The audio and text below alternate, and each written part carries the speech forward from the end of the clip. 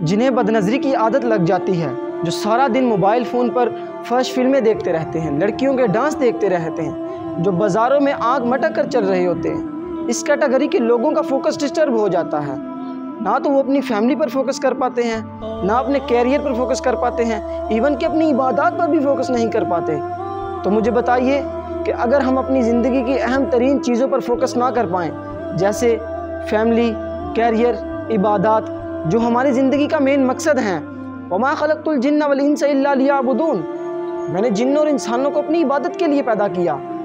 تو اگر ہم اپنی زندگی کے مین مقصد پر فوکس نہ کر پائیں تو ایسی زندگی کا کیا فائدہ؟